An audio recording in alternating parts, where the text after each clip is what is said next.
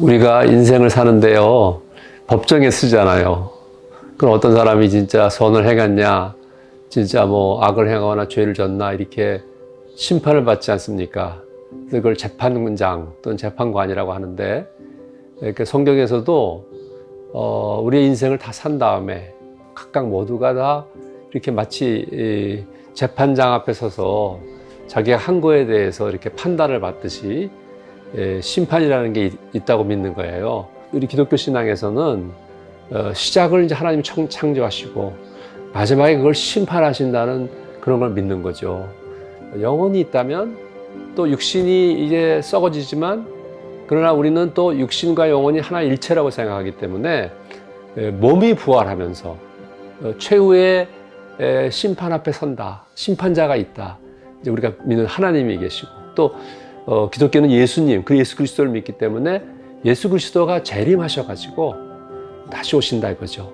예수님은 온 우주를 다스리는 하나님의 아들이시고, 이제는 하나님 우편에 계시다가 다시 이 세상을 다 심판하는 심판자로서 모든 죽은 사람들이, 예수님이 재림하실 때에는 산 사람들도 부활에 참여하지만 죽은 사람이 살아난다고 이렇게 우리 믿고 있고, 살아있는 사람들도 예수님 오실 때에 심판에 선다. 그러니까 부활과 심판이 같이 일어나는 것입니다.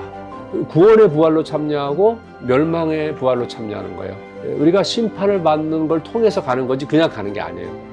마치 이렇게 기록, 레코드, 내 삶에 많은 것이 쫙 촬영 필름이 돌아가시니 그런 삶의 것이 다 파노라마처럼 지나가면서 하나하나가 다 판단을 받는다는 거죠.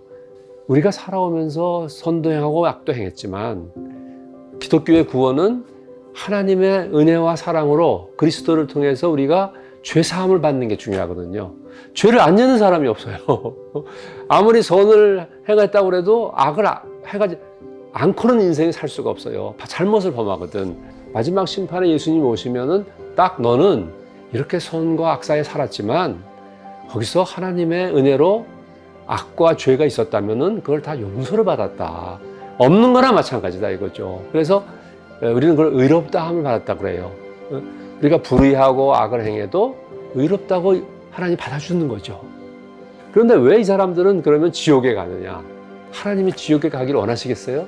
그런 건 아닙니다. 하나님 모든 인간이 구원받고 하나님을 사랑하기 원했어요. 그러나 하나님과 인간 사이에 그 사랑의 관계가 이루어지지 않는 거죠. 하나님은 부모가 자식을 아무리 사랑하지만 자식은 부모를 거부하잖아요. 온 인류의 아버지 하나님인데 하나님의 사랑을 뭔가 중간에 방해와 막힘이 있고 다침이 있어가지고 하나님 사랑을 모르는 거야. 너무나 비참하죠. 세상에서 아무리 잘 살았다고 할지라도 마지막에 죽음 앞에 다 두려웠거든요. 죽음으로 끝나고 무덤에서 끝나는 거라면 기독교는 신앙을 가질 수가 없는 거예요. 부활을 믿으니까. 부활은 그 이후가 있다.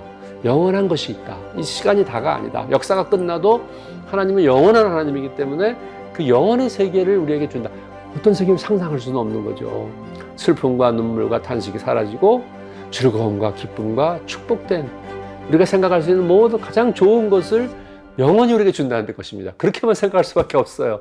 천국에 들어가려고 해도 내가 천국에 들어가려고 하는 준비가 안 된 거죠. 하나님은 다 모든 사람을 구원하기 원하고 천국을 열어놓고 다 받기를 원했지만 이 사람이 인생에 있어서 하나님이 아무리 불러도 대답을 안 하고, 그런데도 그걸 거부하고, 안타깝게도 벌을 누가 받고 싶겠어요. 그러나 하나님도 벌을 주고 싶은 게 아니에요. 하나님이 분노하고 진노, 화를 내고 하나님의 화에 의해서 인간은 심판과 멸망이 있는 거냐 이렇게 늘 생각하지만 하나님이 원하는 게 아니에요. 예수님 십자가상에서 뭐라고 그랬어요?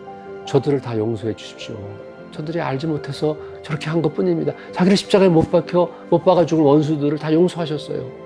예수님이 용서 안 해서 그 사람들이 천국에 못 들어가느냐?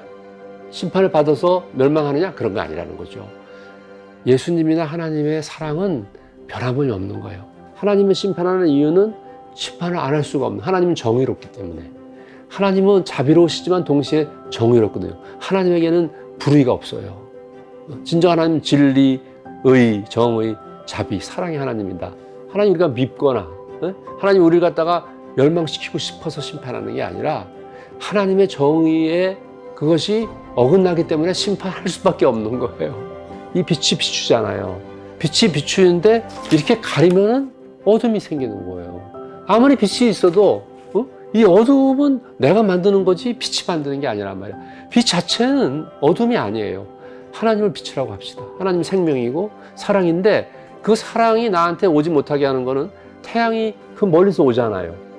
그런데 어두운 방에 들어오면은 그거를 딱 가로막는 한 그 빛과 그 열이 지구나 나한테 전달은 불가능하거든. 그럼 태양에게 문제가 있습니까? 나에게 문제가 있습니까? 그럼 내 문제가 뭐냐? 지금 나가 선하게 살아야 되겠구나.